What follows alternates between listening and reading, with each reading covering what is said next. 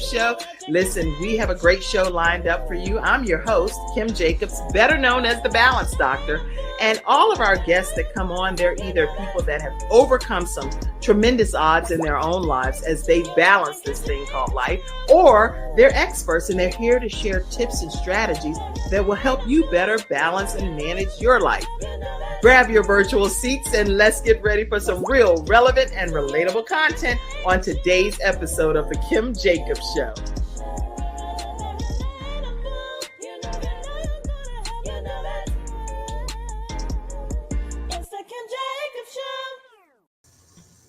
Hello, everyone, and welcome to Freestyle Friday's episode right here on the Kim Jacobs Show. I am super excited to be here with you all today as it is Friday, and so we have a lot to talk about. And I have with me today Kijuan, Mr. Resilient Amey. How are you, Kijuan?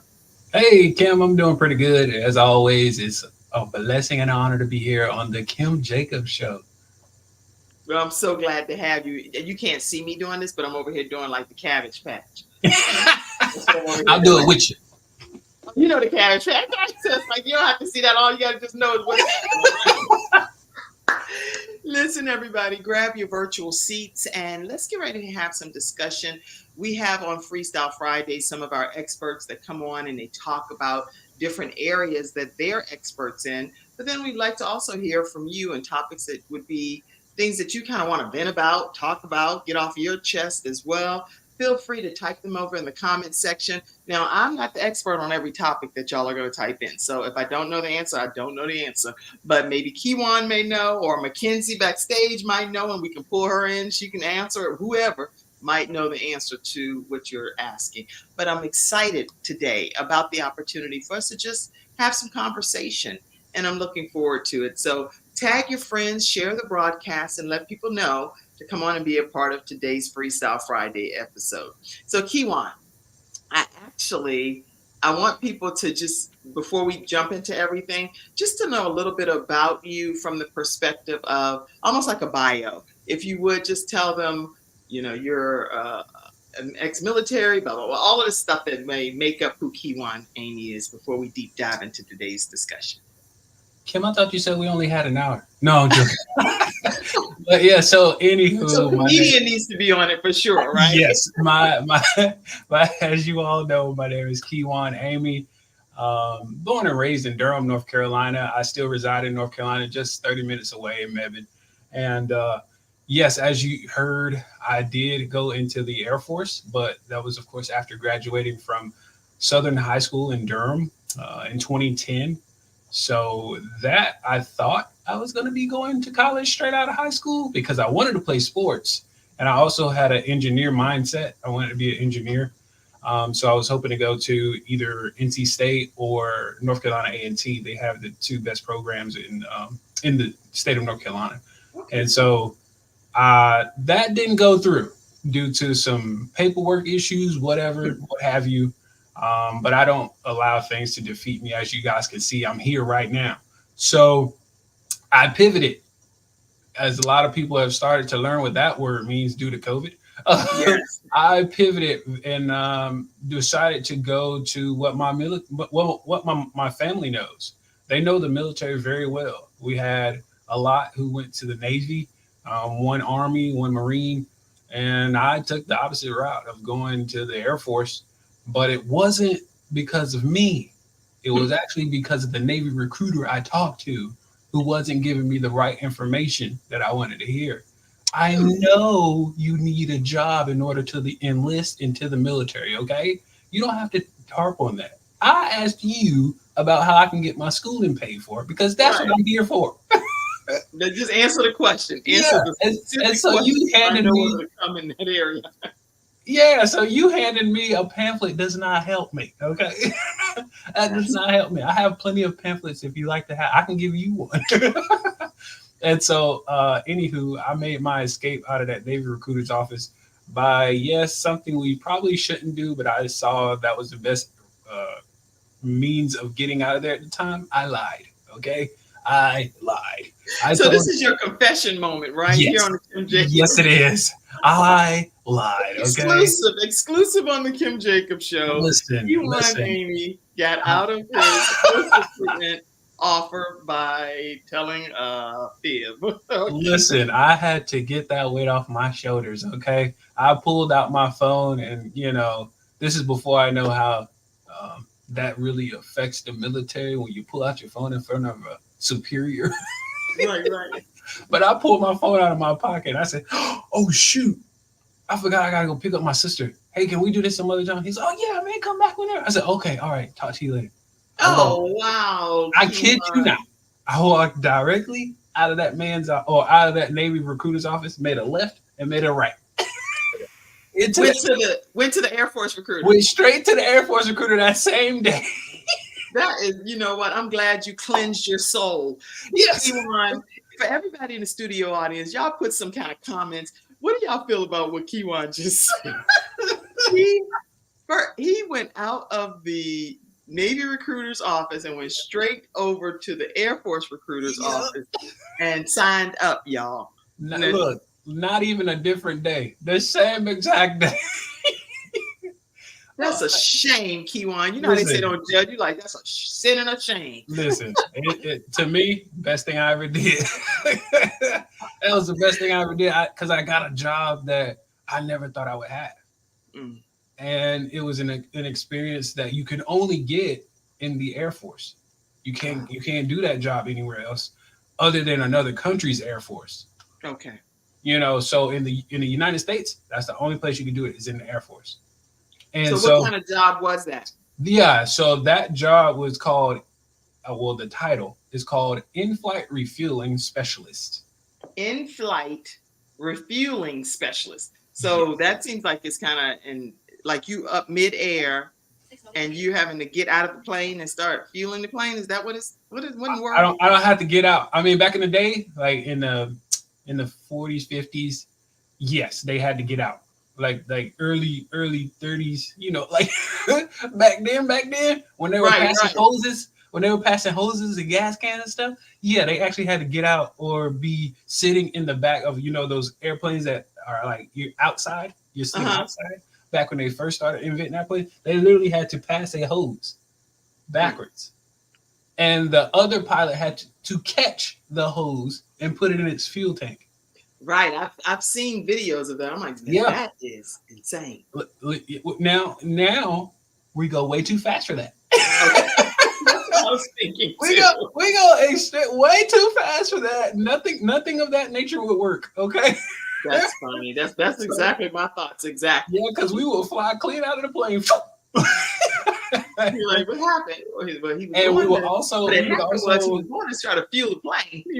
Yeah, and we would also go hypoxic, and what that means is your body functions with air, of course, and oxygen.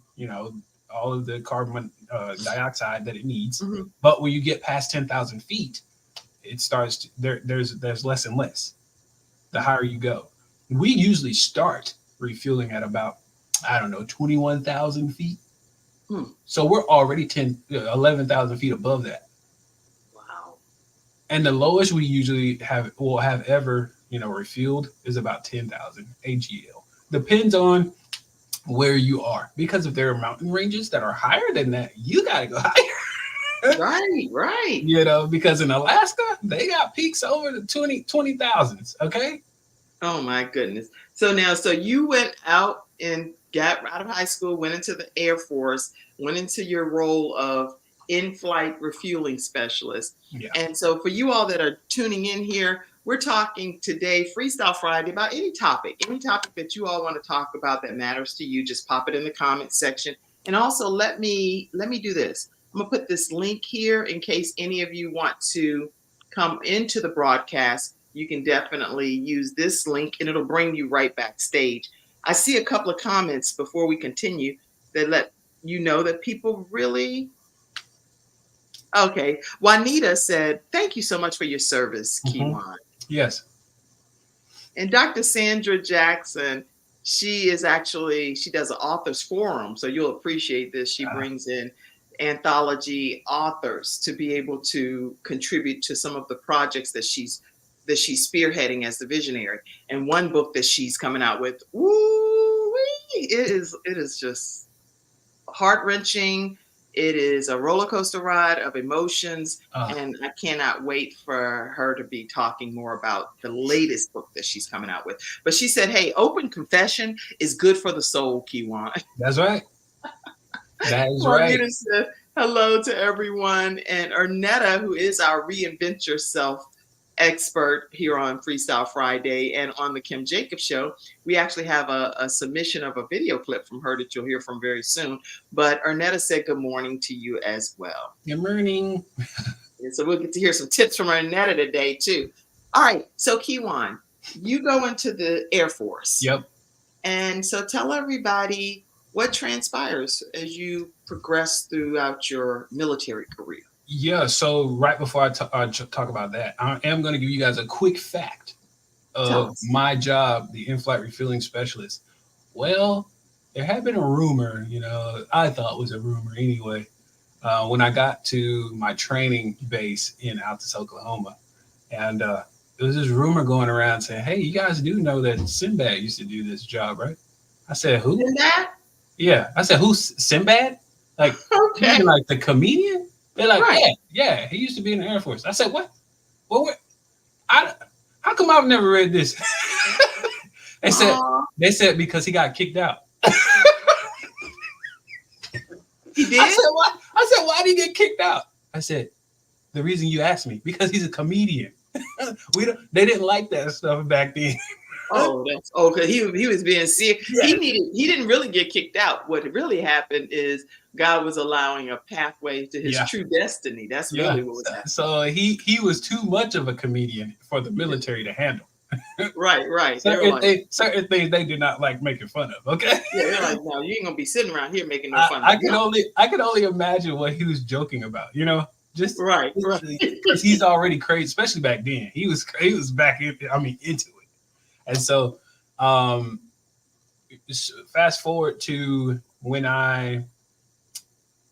this is before I lost my sight. So, I think it might have been like 2015 or 16. I actually reached out to him on Twitter because I followed him on Twitter. That time it really was Twitter then. This is Sinbad? Yes, Sinbad. I reached out to him, not direct message, but via tweet, like an actual, tweeting him, replying to him, and hey, Sinbad, I heard, that you used to be a boom operator, and that's what our AKA for that job is called. It's boom operator back in the Air Force. And he said, yeah, I did. I said, oh my God, that's awesome. I'm a boom operator now, and I'm stationed at such and such. And he was like, right on, man. I said, no, that's how I knew it was real when he said right on. Right. That's when you know it's okay. This is him for real. Yeah, so that's confirmed. Just so everybody knows, for two things here. Confirmed that he was actually an in-flight refueling specialist or a boom operator. And two, I got to talk to Sinbad. You got to talk to Sinbad. The thing is, it's interesting that you bring Sinbad up in particular right now, because he's recently coming back and taking to Instagram. Since it's, Freestyle Friday, I want to make sure you all know some of the things that's been happening anyway that would be good for you all to be aware of. Let me pull this up. This is in his own words, which I love. So I'm going to pull this on screen. When you mentioned, I don't even know that I would have necessarily talked about this per se today, but with this being the case, Sinbad returns to Instagram after first. This just literally was this week that this was published on March 5th, 2024. So if you're watching this as a replay and it's not March 8th, then you're watching it as a replay, right? So today, on this week, Sinbad returns to Instagram after first public appearance since 2020 stroke. Because you do know he did have a stroke, Yeah. Or did you know that or no? Yeah, I found that out later. Well, not too long ago, maybe a year ago. Yeah. And he says that he tells fans that miracles happen. And he's making a virtual appearance doing a Different Worldcast 10-city HBCU tour that's coming up as well. But Sinbad, in this particular People People article, it says Sinbad is feeling the love. Feeling the love in his first Instagram post since 2022. The 67-year-old, first of all, I can't even believe he's 67. I wouldn't have even known that. 67-year-old reflected on the overwhelmingly positive response to his first public appearance since having the stroke in 2020. On February 29th, he joined other members of a different world cast via Zoom for the first stop on a 10-city tour of historically Black colleges and universities at Atlanta University Center in Atlanta. So there's a video if you want to check it out right on his Instagram page. It has 66,252 likes. And he says, thanks for your prayers, your support, positive thoughts. They've carried me this far and will see me through to the finish line. He said it is a different world out here. And so I thought that was just some positive news to be able to share that people really genuinely care when some of the celebrities are going through their difficult times in life, for us to be able to keep them in prayer and know that they're human beings that genuinely need our support and our prayers. Exactly. Any of you all at some point in the comments section, just chime in on what your thoughts are regarding Sinbad having the stroke and on the recovery, coming back out on the scene. What's some of your thoughts? And are you praying for any of our celebrities that are going through? Okay. All right, Kijuan. So talk to us some more about your journey. Okay, yeah. So now let's move forward after you guys have got a great, cool fact, fun fact, however you want to put it. So yeah, me joining the Air Force was February 22nd of 2011. And boy, was it a nervous day of my life. I had no clue what I was getting myself into. I mean, you hear the stories, but you don't know until you're in it. And so it was a great time that I actually had overall. I'll never forget that stuff. And my friend, he used to tell me, because he was in the Marines, and he was like, dude, while I was in it, sucked. He said, but once I got out of it, I can laugh about it now. Right. Now everything, hindsight is like, oh, what a moment. Yeah. He's like, while you're in it, it sucks. But when you get out of it, you can laugh at it. You're like, wow, that was funny. I can't believe they did that, you know? Yes. And there were some funny moments, I'm going to tell you right now, especially in boot camp. There were some funny moments. Good gracious. To the point, like first morning. Yeah, the first morning after we are waking up, and after we, he tells us we all get our razors and stuff, and he's like, everybody get in there and shave all the hair off your face. I want everything off your face, because everybody's coming in there with facial hair. Right.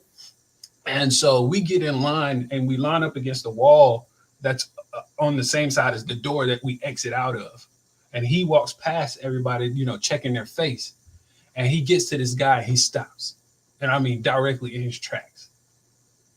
And then he turns around and walks out of the door. He says, y'all stay here. I'll be right back. And he walks downstairs and brings back like 2 or 3 people.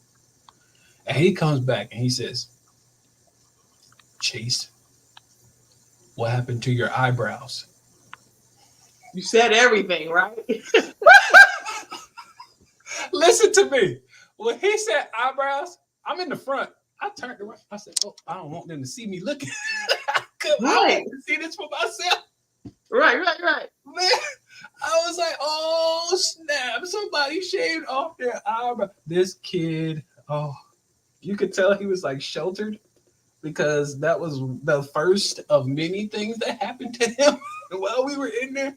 I don't know if he even made it through boot camp. I mean, but that was one of the funny stories. I got plenty, but I won't stay on that. But progressing through my journey and my experience as an in-flight refueling specialist, that's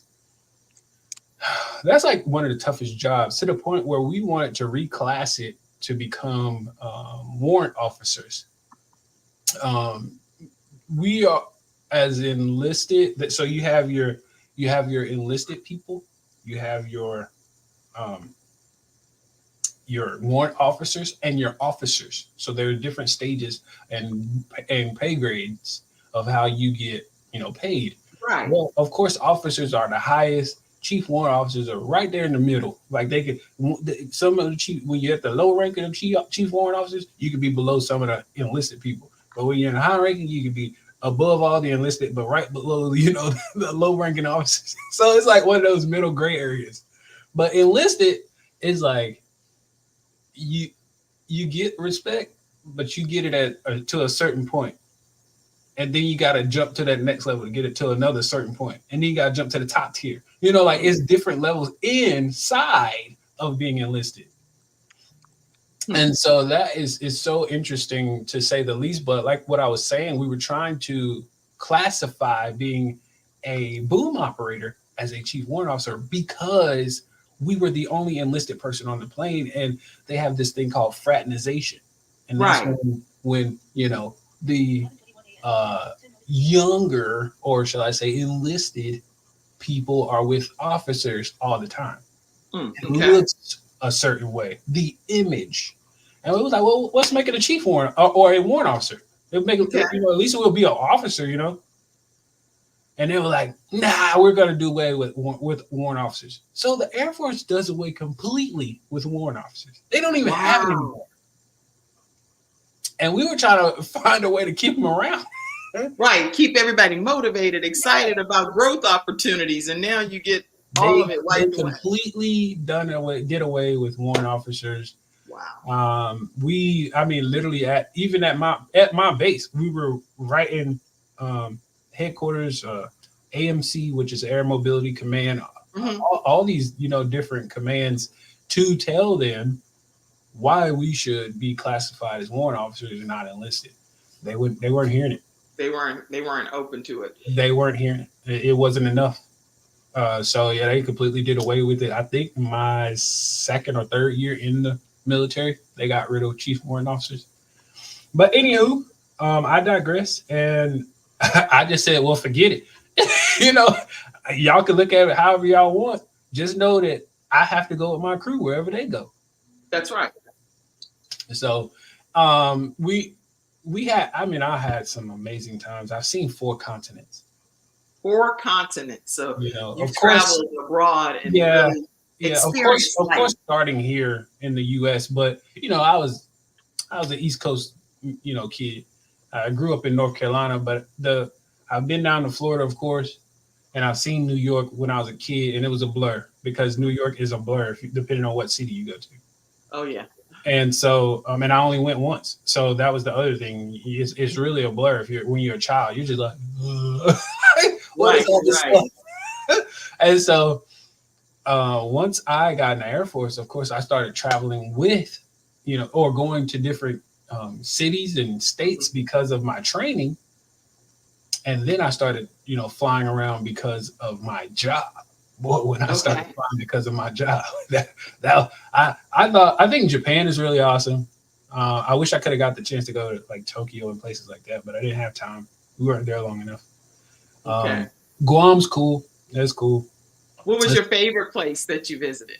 My favorite? I think my favorite it's probably a tie between Puerto Rico, because I think Puerto Rico because of the frequency. Okay. But also Curacao. If you ever heard of that, Curacao or Caraco is how some people would pronounce it. But it's a part of the ABC Islands. Okay. In the Netherlands Antilles, and I'm sure you know of Aruba. Oh yeah, I have visited. It's down Aruba. there. Absolutely, it's down there as well. But I visited Aruba, and I love Aruba. One of the things I liked most about Aruba was it's all inclusive.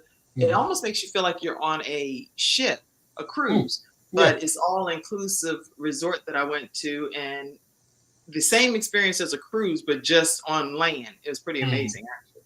Yeah, well, Curaçao's not like that. Okay. Curacao is like the I'm trying to think of the best way to put this.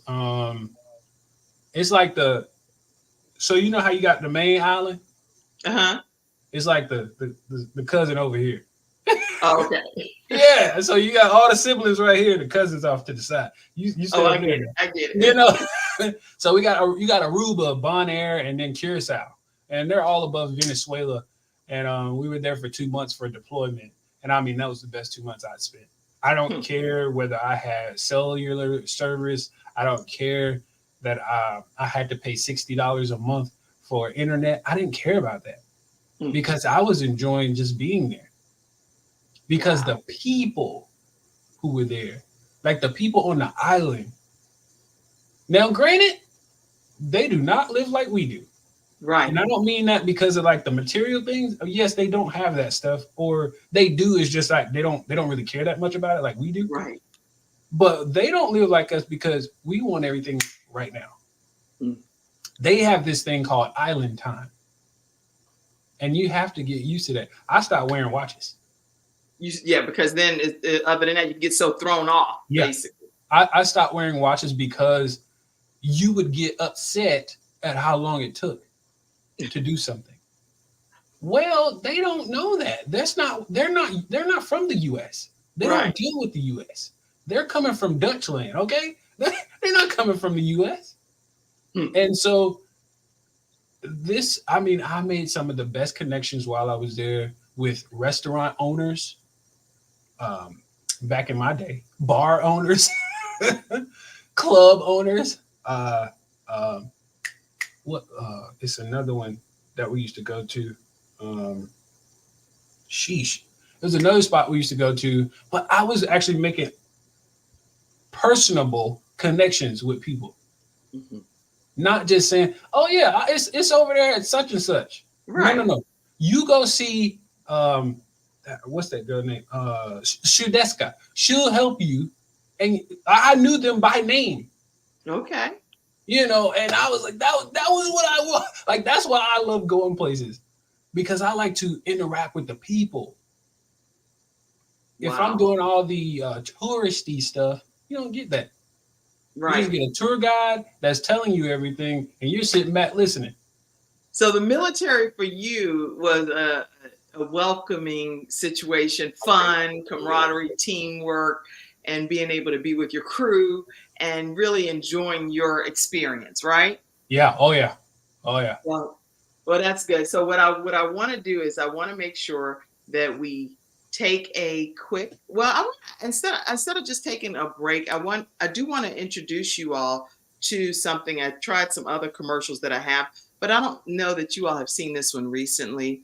And this is, I'm the managing director in Charlotte, North Carolina. If you're anywhere, and I know the show streams in 100 countries, so if you don't know what I'm talking about, you're in a different country, right? So Charlotte, North Carolina, I'm the managing director for an organization called eWomen Network.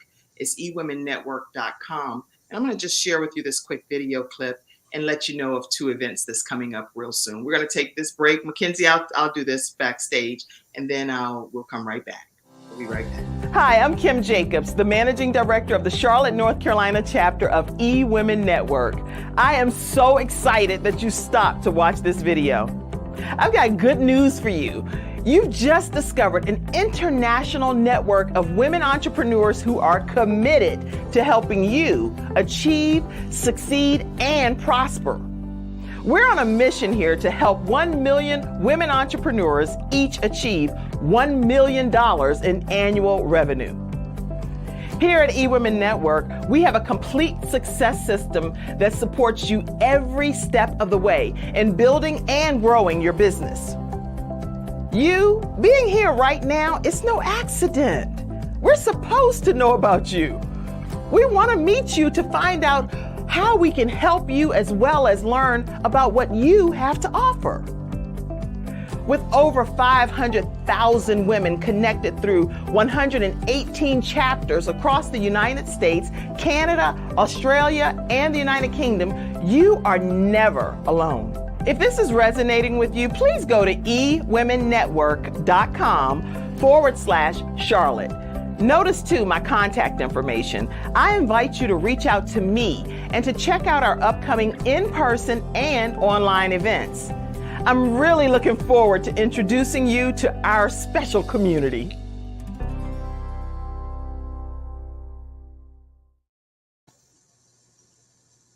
All right, everyone, we are back, and we're talking with one of our Freestyle Friday experts, Kijuan, Mr. Resilient Amey. And I wanted to make sure that you know, come March 21st, We have an event that's coming up at the Charlotte Museum of History. And if you're interested in learning more about that, you can visit ewomennetwork.com. Born to Live Uncommon is this event. And Juanita is going to be our speaker, talking to us about how to be born to live an uncommon life. And then I also want to take a moment to invite you to our annual summit that is taking place here in Charlotte, North Carolina at the Museum of History. And it's with our founder, who is Sandra Yancey. She is a former CNN hero, which once you know, Kijuan, as you've been a CNN hero, you're a hero forever, right?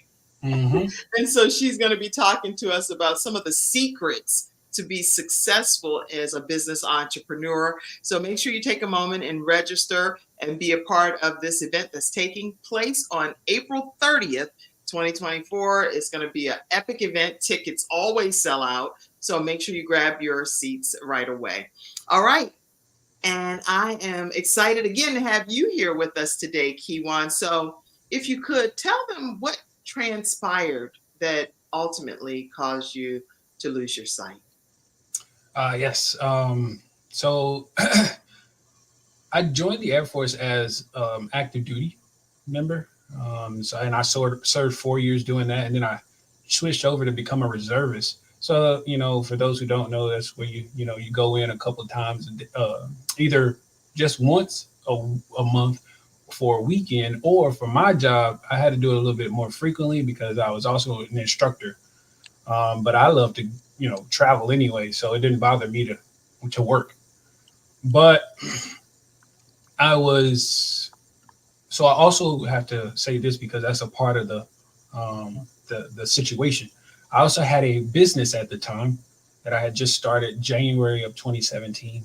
Okay. And I did website design and management, social media marketing, as well as photography. And on this said day, which was May 5th, 2017, I was the webmaster for this church, which is actually my church.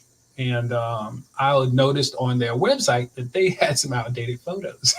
I was like, y'all don't even have the steeple in this picture. And so I'm like, I'll just go over there, run over there and get some good photos, doctor them up later on, on my downtime for the weekend, because I had to work for the reserves that weekend. Right. It started that night that I went over there, May 5th. And the thing was, I loved riding my motorcycle. And it was a beautiful day that day. That May 5th, oh gosh, it was like intermittent clouds, because I'm a person, I like riding when it's warm outside, but I don't like when it's just straight sun. You get beaming sun every day, all the time. And so it was, pretty nice, breezy. And I said, you know what, I'm finna go home and get this bike. And so I took my car home, my charger home, and I swapped it out for the bike, and took off, went over to the church, took the shots, got all the shots. But I was like, as soon as I was done, I was like, I don't think that's good enough. As far as riding, I like to get a good ride in, because the ride from my apartment to the church might have been 10 minutes. So you want to get a good ride, right? Yeah. It's time to take a free ride. And so here in North Carolina, we have this location called Jordan Lake, which is about 30 minutes away from where I was, I believe, about 25, 30 minutes or so. And, so I just jump on the road, head back roads, because that's generally how you get there, Highway 751. And got there, go to this little dock that I always go to because it's free. And I don't think I should have to pay to go to Jordan Lake. But anyway, that's besides the point. So I sit there for a while, probably about 30 minutes to an hour. And then I realized, I said, hey, buddy, you got to go. you do have to go to work today. Right. And so you're really taking in the environment, enjoying life. It's because I get relaxed. I get, I love to have my peace time.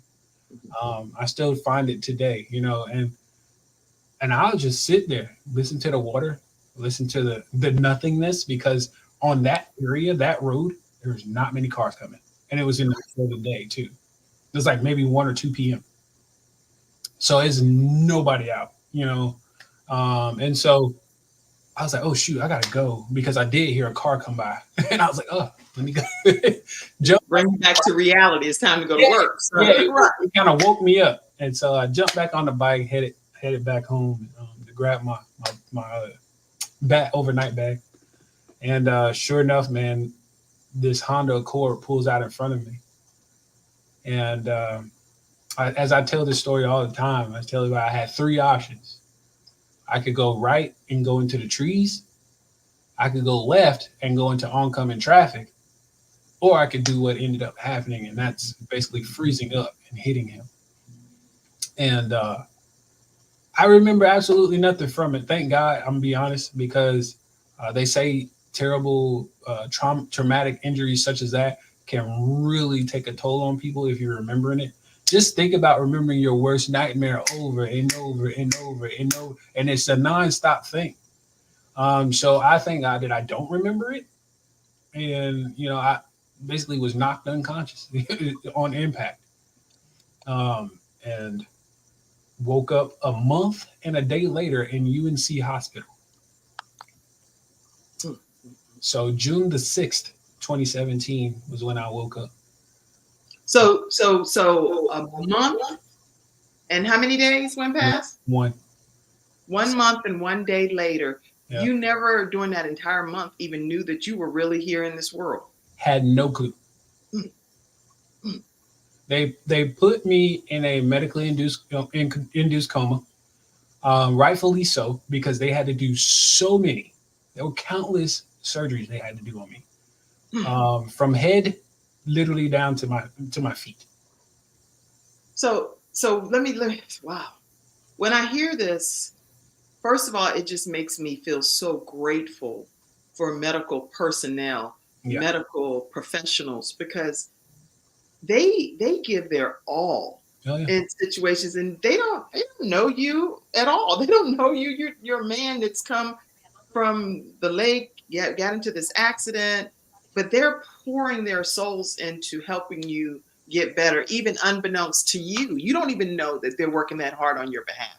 So I just want to say a shout out to every medical physician and personnel, staff, supporting staff that is willing to sacrifice whatever it takes to help somebody like Kijuan Amey, who was medically induced in a coma for a month and 1 day, totally depending on, number one, God, to be able to determine whether you were going to really come through or not. We all have a death date that can happen, and yours could have happened then, but it didn't. He saw fit for you to be here for this part in this season of your life.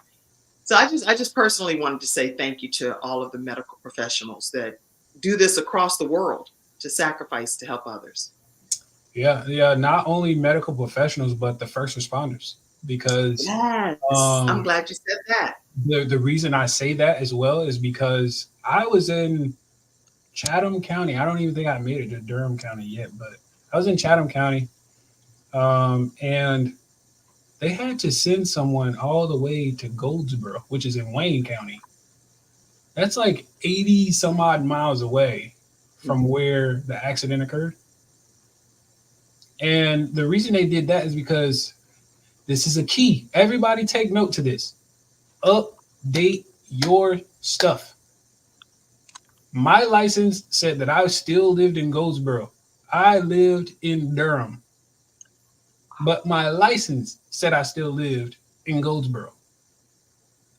So they sent a unit all the way to Goldsboro to find out that he doesn't even live here anymore. Nobody knows me, because nobody knows me that lived there. The guy who used to live there with me, he wasn't even in the Air Force anymore. And so luckily they put two and two together when they looked in my wallet and saw my military ID said U.S. Air Force. Well, my apartment, if you literally look straight down the road that you have to drive out of on my apartment, it looks directly at the flight line of the Air Force base. So that was like, oh, maybe he's at this base. Oh, yeah, dude, that's it. So it was like 2 and 2. You just put it together. And they got in contact with my first sergeant, which I still keep in touch with today. me and Nick, we are actually now friends. I can call him by Nick now because we are friends. And he was going through stuff, and of course I was because I was in the accident. But they got in contact with him, and of course it shattered everybody when they heard the news. And he had to not only get in touch with the chain of command that was who was over me, but my parents. My mom did not find out until 10 o'clock that night. The accident happened at 2 p.m. that day. Ooh, this is crazy. So when your mom found out, what? Go ahead. I said that's an 8-hour period. Somebody worked a shift in that time. Right. So now your mom has no idea. You've been transported to something 80 miles away. Based on, I'm putting this here. Kijuan was sent to a hospital far away from his home because he had an old address on his license. So I want to make sure you all, just like Kijuan confessed earlier, some things that he did to be able to join the Air Force. In the comment section, just put a true confession. Do you have your accurate address on your license? If not, get to the DMV immediately between now and Monday. Get your license updated because Kijuan, this is a great testimony to say how important it is to have accurate information. I mean, just think about it. I couldn't speak. I couldn't talk. I couldn't think. I was unconscious. The people who had to make decisions for me didn't even know anything happened to me. They didn't know. For 8 hours. What if something major, like seriously medically, was wrong that they needed to know now? Nobody would have been able to answer it. Because nobody knew I was hurt. My mom actually was calling me that day to invite me over for dinner. We lived in the same neighborhood. She was inviting me over for dinner before I headed out to the base. And she kept calling and calling and calling. And then she's like, Chris is my stepdad. She's like, Chris, what could he be? He's like, I don't know. Maybe he was friends or something. I don't know. She's like, but she saw my car. Remember, I swapped them out. Right, because you went on the bike. Yep. So she saw my car. She's like, but his car's there. Maybe he's out with his friends. Maybe he jumped in the car with somebody else. I don't know. I don't know what to tell you. So how did your mom ultimately find out? The phone call. She was literally in Walmart and got the phone call from my command section saying, your son has been involved in a motorcycle accident. He's at UNC hospital and he's in critical condition. That's crazy. Okay, so you're in a medically induced coma. You've been in this state for literally a month and 1 day. So when you come to, you have your command officer, you have your family, people are rallying around you. What was it like on your road to recovery? Well, the day I came to, June 6th, there were 2 people in my room. Remember it like it was yesterday. I kid you not. There was my mom, and at that time, my girlfriend. She's now, of course, an ex. But at that time, she was my girlfriend. And they were to my right, the right of my bed. And I remember just hearing them talk. I'm like, you ever heard of playing possum? Mm-hmm. That's what I was doing. I was listening to them, but I was acting like I was sleeping. You got a lot of confessions today on this episode of the Kim J.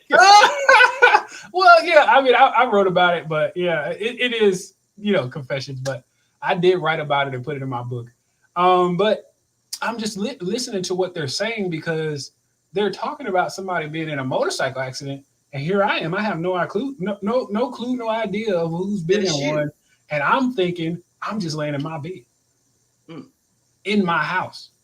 And so that's where the curiosity is like, why is my mom here? I know why my girlfriend could be here, but why would she be here? Right. So I'm like, who's been in a motorcycle accident? And so then I'm like, well, it's time for me to wake up. I don't like this game. And so I go to open my eyes only to realize I can't see a thing. And you know how you So ever do that's that? how you discovered that you were blind, Yeah, yeah, waking up, yeah. Uh-huh. playing possum, hearing your mom and your girlfriend talk Mhm. about you, but you didn't know they were talking about you. So you're Never, like, okay, they let me never slap want, myself and get up never out of this. once used a name. Mm. Yeah, they never once used a name. So, uh, never once said where it was. Nothing of the Mm. sort. So it was just a general conversation, basically, is what it sounded like. Mm. And you know how you do that hard blink, like it feels like something in your eye. You like trying to make it clear. Mhm. Yeah, that's what I did, and then it still didn't do nothing. And I was like, "Well, what the heck? I can't see anything. Who's playing games around here, man?" And so I go to say something, only to say, hmm, hmm. So you couldn't talk either? Nope, Oh my God. couldn't talk, couldn't say a word because my jaw had been broken in the accident. And they had wired it or something. Mm. Wired it shut. Mm. What kind of nightmare is this? Is all I could think. Mm. Mm. So I woke up not being able to see, talk, and unbeknownst to me, I haven't figured this out yet. I hadn't discovered it, but I couldn't smell either. You don't really discover smell until you realize I don't smell that food. Or I don't smell that odor you guys are talking about. You know, you whatever. That's the only time I ever think about smells when somebody says something about it. Right. Nobody thinks about any of this until it happens, and I can tell you I cannot relate at all Yeah. to what yours. That's why I bring you on as one of the vision experts, because Mhm. you are full of vision Yeah. no matter what kind of sight you've lost. And Right. so I'm so honored to have you as one of our Freestyle Friday experts, a vision expert. um, Yeah. yeah. And Okay, so go ahead. I can taste just fine. You know, everybody asks me that question, like, well, can you taste it? Like, yeah, I can taste. The smell just enhances the taste. Mm. You know, that's what it does for you. They did that test for me when I had to go through my separation, you know, for medical retirement. They did all those tests because I told when you tell them something's wrong, they don't just say, "Oh, okay, cool." Oh No, yeah, no, no. they gonna verify. Yeah, yeah. No, no, no. They got trust but verify. So how has it been living blind now? Because you seem still so full of life and so full of vigor and excitement and all of that. So what has it been like for you being since you've been blind? Well, come May 5th of this year, 2024, it will be 7 years since the accident. What that means to me is that I'm getting us one step closer to getting better. And so that's how I look at it. I don't look Yeah. at, oh, that was 365 days. You should be good. No, no, no, no. It's all on your timing. Don't let nobody push you past your timing. Mhm. And so what I do with my timing is I introduce myself to something new or something different or to something outside of what I'm used to. I never thought in a million years I would be shooting a bow and arrow for archery, but I have. Mm. Well, And not only did I shoot it, it's on the news that I'd hit a bullseye. go. Y'all need to put some emojis over in the comments section. He didn't just shoot a bow and arrow; he hit a bullseye. So since he's been blind, he's done things that even people that have their own sight have not conquered or mastered. I want to show this one thing. Update your stuff. Okay, Emilio said. Let's see. Yeah, update your stuff is right, Emilio. Yeah. Then let me tell everybody that this is the book. Don't focus on why me. This is actually the motorcycle. You tell them on Oh, the the cover of this. cover. Yeah. Yeah, so that cover, as I told you guys before, I used to do photography. So that cover design is using two images that I took. The motorcycle you see there is the actual motorcycle I had the accident on. That used to be my baby. I called her Nina. And that background is Jordan Lake. That's the dock that I just told you guys about. The actual dock that I used to go and sit at. And so everything about that picture means so much to me. It might, you know, and they were the cover designer, they were like, oh, well, maybe if you did it like this, or maybe if you did this image instead. Listen, you don't understand what I'm trying to do here. there's significance to this. It means something. Yes. And so I coached them through what I wanted for my background or for my book cover. And that's what we came up with. That's so good. I'm so glad that you have that particular book cover. Where can people get the book? Yes, that book, as you guys saw the title, Don't Focus on Why Me, From Motorcycle Accident to Miracle, can be found on Amazon, Kindle, Audible, as well as Apple Books. Excellent. And I do want people to know that, and I'm putting an image up of you doing a recent rock climbing, and you were the only blind person Yep. going through this exercise where everybody else that was rock climbing could see. Yep. But you mastered it as a blind individual. So say something about that too. Yeah. Listen, I wish they had the video of me where they put on some music for me. Yeah, I get copyright strikes whenever I play music. I know, no, I'm just saying because nobody recorded it. So that's why I think they did. They just never sent it to me. But anywho, I'm trying to remember the video the music that I wanted to play, but we were having a great time. We were all disabled veterans with the Wounded Warriors Project. Everybody had something different about them that was wrong, whether they were amputees above or below the knee, whatever it might have been. And the biggest thing about it, man, was we all kept pushing each other to keep going higher, to to go first and foremost, to even get on the wall. Some people didn't even want to go.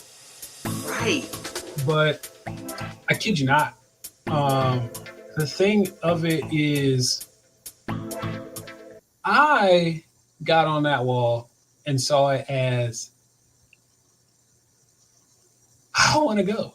Like, I want to take this challenge. I'm a person who loves challenges anyway. So I got on this wall. Well, there's three different walls we used. 2 were for actual hand rock climbing, and one was for a chair that we used. And the 2 for the first one we did for the hand rock climbing, that was a little tough. That second one, I was like, let's do this. Like, I'm gonna take this sucker on. I'm getting all the way to the top. I didn't care how high it was. I'm going all the way to the top. And sure enough, I got all the way to the top. And I was like, they were like, you're at the top. I said, I am? He's like, yeah. Look, you can feel around if you want. And so I felt around and I couldn't find no more holes or grab bars. And I said, pow, slapped the top. I was like, let's go.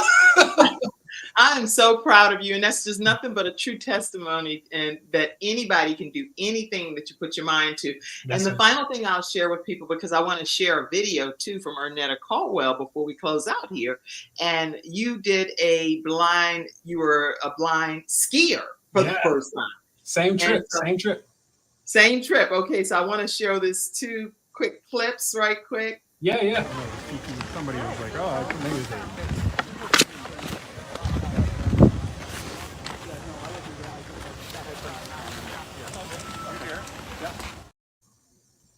Okay, that's you. And then it was another one, but actually I think I have the same clip. I have wait a minute. Yeah, I think this one. Let me put this one up too. It was just a quick 11-second clip of you. I don't ski, and I have my full sight, and I am not a skier, have not been on ski slopes ever. So if you in the comment section could do some of this stuff, please say, well, I can do this. I've done these hard things. Put it over in the comment section. I've been skiing. I've been rock climbing. But skiing, not at all. So I just think lots of kudos to you. Let me. And over this way. Beautiful. We are at the bottom. So I don't know if you can hear me in that video, but she says, we are at the bottom. And I said, really? I see. I hear this. So you went and skied on some slopes and came down to the bottom of the ski slope. We would go all the way to the top and come all the way down. Didn't matter how long it took, we would go all the way down. I am so thoroughly impressed with with what you've done and accomplished in life. And you made no excuses, just results. So I'm really proud of you. I have to add this one story about skiing, because this it blew my mind. I wish I had the recording of it. So we were standing there, as you guys saw, I have an instructor with me in the video. She's talking to me. There was actually a headset on, and she's talking to me down the ski slope, like telling me what to do. And she's in front of me and stuff. So that was really cool and very, very helpful. But once we got to the bottom, she would, just talk to me like side by side. And she was on my right side. And then there's this kid came up on my left side. I had no idea he was there until he steps on my skis. Now, I don't know why he was so close until after I figured it out. So here we go. So he walks past me, and then I'm listening to my instructor, and I feel something step on my ski, and I'm like, and she was like, "Oh, watch the skis, watch the skis." And he was like, "Oh, I'm sorry." And so he steps over out of the way, and he is, continuing to walk further away, but he's still looking at me. So on my back, I wear like this, it's like a construction worker vest, the orange ones, the orange vest you saw, guys. It says on the back, blind skier. Right, and which is a big deal. Yeah. So he saw that, but then he wanted to make sure I was really blind. He was trying to make sure I was really blind. You're like, yeah. This kid had no clue. He was like, "What? He's blind? Yeah, whatever." And so he's like looking at me. And so when he finally gets further away, he was like, "Holy crap, you're blind? You really are blind. And you're out here on the freaking snow. Awesome." Unbelievable. Well, I'm going to come back and hear a closing comment from you, and you can kind of tie it all up together. Once we hear from Ernetta Caldwell, which is our expert, and you're still being seen. We can still see you, Kijuan, but I'm just going to put a video up that's going to come right between us right here mid-screen. Okay?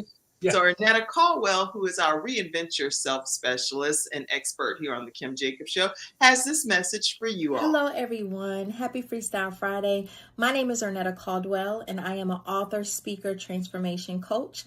And I am here today because I want to speak to that woman right now. Maybe you're going through a heartbreak, a divorce, a separation, and you know that we are coming up on Valentine's Day. Maybe you're at a place to say, "I can't wait for this day to get by. I'm tired of thinking about love because of what I've been through." I want to just give you 3 tips that you can focus on during this time to reframe how you think about Valentine's Day.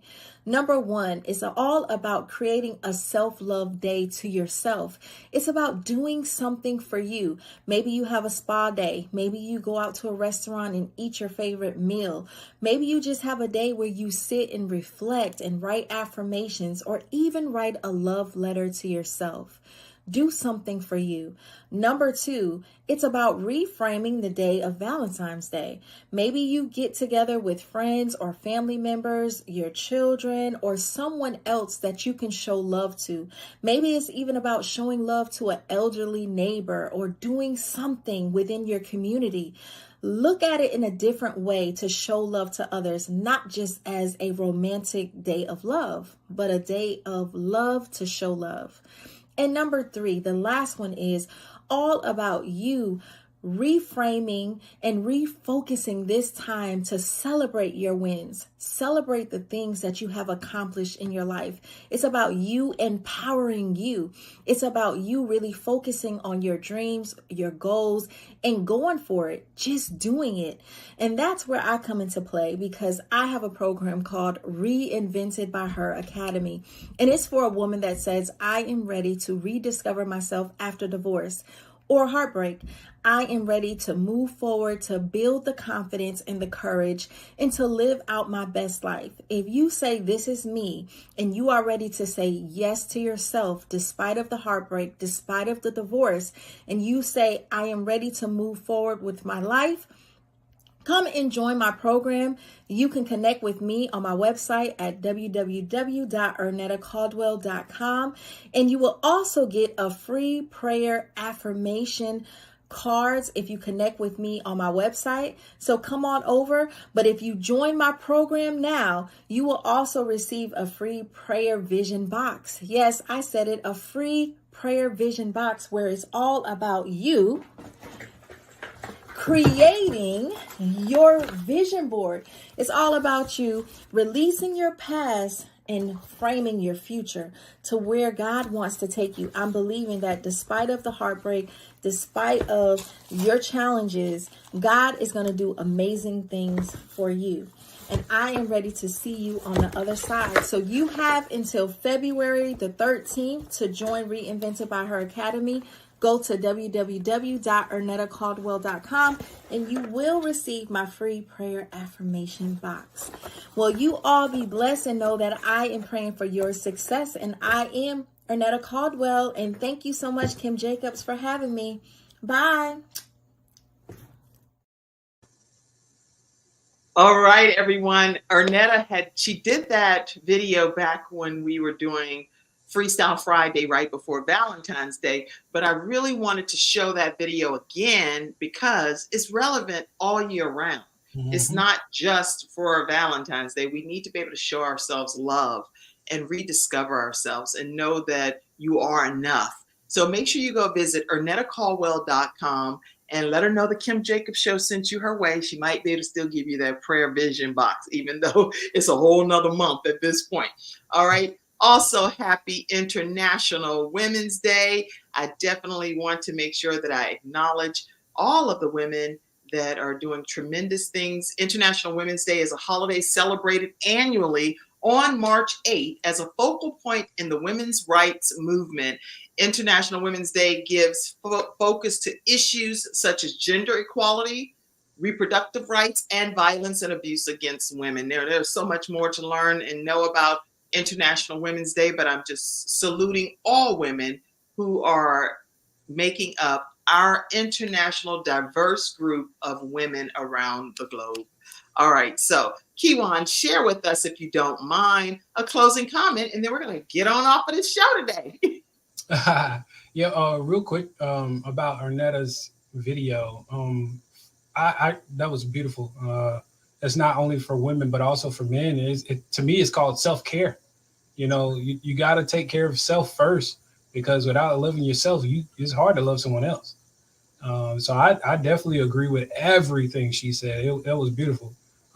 Whether it's heartbreak, divorce, separation, whatever, it goes a long way. Men have heartbreak too. Trust me, I know.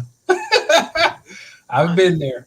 But if I had to leave something with everyone, the biggest things that I've been, I guess, harping on here lately are choices.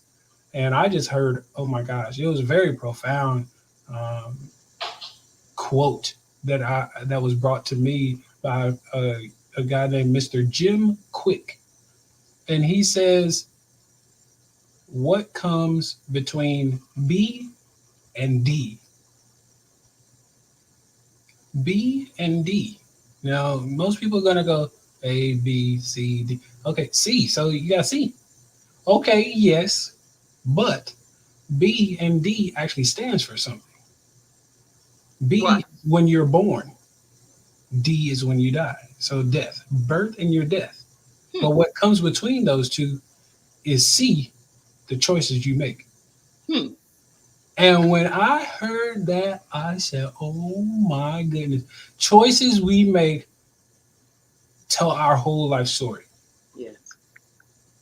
Every choice you make tells your life story. I agree. Me joining the Air Force told my life story. Me becoming an author told my life story. Me becoming a CEO and an owner told my life story. You know, all a motivational speaker told and tells till today my life story. Wow. And when I heard that, it was so amazing. So in your B to D, what choices are you making? Wow, what a great way to leave this weekend. Y'all, Freestyle Friday has been amazing with our solo expert today, which is Kijuan Mr. Resilient, Amy, and then the video submission that I replayed from Ernetta Caldwell that I think is very useful all year round. Stay connected with Kijuan Amey, which we call him Kiwi Amey. You can follow him on Instagram at Kijuan Amey, on Facebook, and on Instagram is story_of_success. Story_of_success. You can email him for speaking engagements at amy.motivation1@gmail.com. I have a new email address now. Oh, okay. Since I started my business, and I have my own website as well. So amymotivation.com, but also the email address is Kijuan@amymotivation.com. Okay, what's your email? Kijuan, so my first name. Kijuan. You just said that, but I just want to make sure. Yeah, no, it's fine. Yeah, I want to make sure you got it. Kijuan@amymotivation.com, and then the actual website. amymotivation.com. Website is amymotivation.com. Let me just change this for 1 second. Give me 1 second, y'all. I want to make sure you have the right information. Motivation.com. Because you know what I did? I pulled this up from last year. Yeah, I got you. I remember. That's why I was like, ooh. Kijuan@amymotivation.com is what it should say. Oh, man, I'm peeked out at all of this. Wait a minute. Okay. Because it's actually, you know what it's doing? It only gives you a certain amount of words, and then it cuts it off. All of these technology things. Okay. Kijuan@amymotivation.com, and his website is Amey, AMEY, for those that are audio podcast listeners, amymotivation.com. And I do believe that the Kim Jacobs Show is providing balance to the world, definitely in households around the world. And I encourage you to support our broadcast by pouring into it financially. So if you would, please feel free to donate. Cash App, $Kimjacobsinc, or you can also send it paypal.me/KimJacobsInc. We also have Venmo at the Kim Jacobs Show. So thank you all for those that have already contributed, and for those that are going to contribute, thank you in advance for supporting the Kim Jacobs Show as we bring balance to the world, one household at a time. Thank you all, everybody, for tuning in. Kijuan, thank you for being such a team player today. You're like, wait. We ready to go live with just me and you? Yeah. I'm always prepared. It was wonderful. Thank you. Thank you all in the virtual studio audience for participating and being active and communicating. Thank you, Ernetta Caldwell, for allowing me to replay your video. It was profound points. And y'all make sure you visit her today at ErnettaCaldwell.com. All right, everybody. Thank you, Mackenzie, backstage. And I'll see you all next week. Have a great one. Thank you for tuning in to today's episode of The Kim Jacobs Show, and for being in the virtual studio audience. Your presence truly does make a difference, and I look forward to you bringing your friends and family to join you in the virtual studio audience Monday through Friday at 11 o'clock a.m. Eastern Standard Time. I look forward to seeing you, and make it a great day.